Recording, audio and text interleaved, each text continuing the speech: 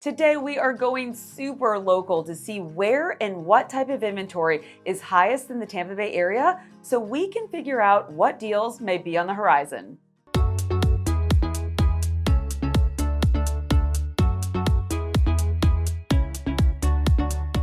Hey everybody, Melanie Atkinson here, Realtor with Smith & Associates in beautiful Tampa, Florida. As a lot of you know, I love data, and man, did I go down a rabbit hole for this one. As I have said in countless episodes, for housing prices to go down, we have to see supply go up and demand go down.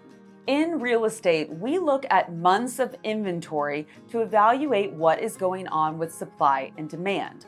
The general rule is that 6 months of inventory is considered a balanced market.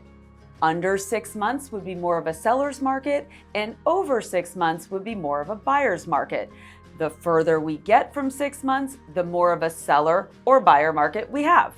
For many years now in the Tampa Bay area, we have been well under 6 months of inventory. Sellers have had a lot of control and prices have gone up. Even now, if you look at averages or medians of the whole area, we are still well under 6 months of inventory. But what happens if you break it down by zip code? All 124 zip codes in the 3-county area that I primarily work in. I will spare you the hours that you will lose by doing all of that because I did it for you. And honestly, the joy it gives me to take all of these notes and dig into all of these charts is immeasurable. So it was really my pleasure. The story that comes out of that localized data shows where the balance is shifting and where inventory is highest. I pulled all of this data from Smart Charts, which is included in my MLS, and I looked at 3 Tampa Bay area counties: Pinellas County, where Clearwater, St. Pete, and our beaches are at; Hillsborough County, where Tampa is; and Pasco County, which is known for areas like Newport Richey, Land O'Lakes, and Wesley Chapel. Now let's clear this off and get started.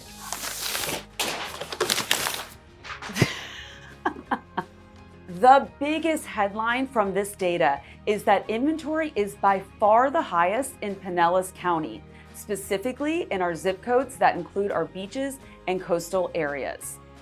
There were only 5 zip codes that had over 7 months of inventory in the whole Tri-County area at the end of March 2024, and all 5 are on the beaches. Now, when I saw that, I was pretty sure I knew why, but I had to verify.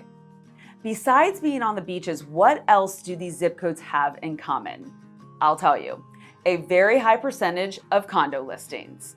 Current inventory is showing that condos or condo hotels account for between 55 and 79% of the current homes for sale in these zip codes. So what's going on in the market to cause the inventory to be over 7 months? Several things.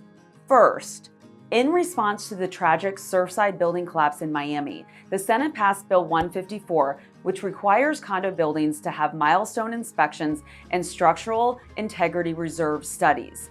These inspections are intended to assure the safety of the buildings, but have also brought to light a lot of repairs and reserve deficiencies that are causing an increase in condo association fees or a special assessment. On top of that, flood insurance rates have gone up tremendously in the past few years, and condo associations have had to increase fees because of those increases as well. For a lot of people, the increase of fees just aren't in their budget, or they can't make the margins they need if they use it as a rental. So they want to sell, which causes an increase in supply. Now, yes, we still have buyers, but we aren't seeing the same numbers that we saw during the peak COVID years, a decrease in demand. So because of those reasons, this is the primary market I'm going to be keeping an eye on to see if we start getting price drops. At this point, average prices are holding steady, with a few zip codes even seeing big average price increases. But we are now getting into our slower months for sales on the beaches, so we'll see how all of this plays out for the rest of the year. Before I get into more zip codes that I'm concerned about with high inventory, I want to talk briefly about the areas that don't have high inventory. That is most zip codes in the Tampa Bay area. What became very noticeable as I was looking through the data was that popular suburbs like West Chase, Palm Harbor, Wesley Chapel, Odessa, Lutz, New Tampa, Brandon, and Riverview all have between 1 and 3 months of inventory. Very reasonable amounts of homes available that are allowing buyers to have some choices, but definitely still a competitive market for the best homes. If those are your target markets and you're looking for a deal, you need to focus on homes that have been on the market for over 30 days, where sellers may be getting more realistic about the price they will accept. Some of these areas, like Wesley Chapel and Land O'Lakes, have a lot of new construction options that can be financially beneficial in multiple ways. I talk a lot about that in other episodes. Check those out. The point that I want to make sure gets through here is that even though we are seeing inventory numbers go up in certain zip codes, we certainly aren't seeing those numbers go up in alarming ways in the vast majority of the Tampa Bay area zip codes. And that's the bad news for any of you looking for wide-reaching price decreases. Okay, let's get back to zip codes I'm concerned about. When looking at Hillsborough County, there are 3 areas that caught my attention. First, zip code 33602 had the highest months of inventory in the county at 5 months. This zip code is in downtown Tampa, the Channelside area, and you guessed it, has mostly condos for sale. 69% of their current inventory is condos. We can go back to all the issues we just talked about in Pinellas County to figure out why it's so high. Interestingly, the zip code that is typically named the wealthiest zip code in Hillsborough, 33629, which is in South Tampa, has higher than normal inventory right now as well, 3.9 months. That's obviously well under 6 months, so I'm not terribly worried about it, but it does put it on my radar as one to watch. Prices have gone up so much in South Tampa that a lot of people are simply priced out of the area.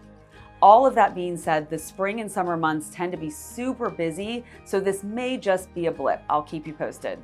The other zip code I want to talk about in Hillsborough County is 33572 in Apollo Beach. It also has 3.9 months of inventory, again, well under 6 months, but higher than the other zip codes. What could be going on here? There are some lovely neighborhoods there, and prices are reasonable. But Apollo Beach is a bit far from downtown Tampa, and there are a lot of other suburbs north of it, like Riverview and Brandon, that people may be choosing. There was also a lot of new construction there over the past couple of years, and builders are still building there. One thing to keep in mind is that the suburbs that are farther out tend to be less expensive, but they also can be more susceptible to price decreases if the market softens. Why? Location, location, location. It's the #1 rule in real estate for a reason. Finally, let's talk a little more about Pasco County. Most of the zip codes in this fast developing area are looking great under 3 months, with the exception of 2, 34667 and 34652. These are coastal areas of Newport Richey, Holiday, and Port Richey. They have 6 months and 5.1 months of inventory, and I think this is for 2 reasons. Insurance costs and when they were built. About 80% of the current homes for sale in these zip codes are homes built before 1992. Why is that important? That's when Hurricane Andrew came through and changed our construction codes significantly. You know all those flat-looking Florida ranch-style homes?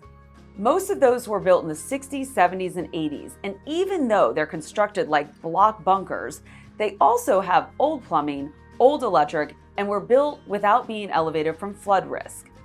So, because insurance costs have been skyrocketing the past few years, flood and regular homeowners insurance, a lot of people have decided to move from these older homes with low elevations.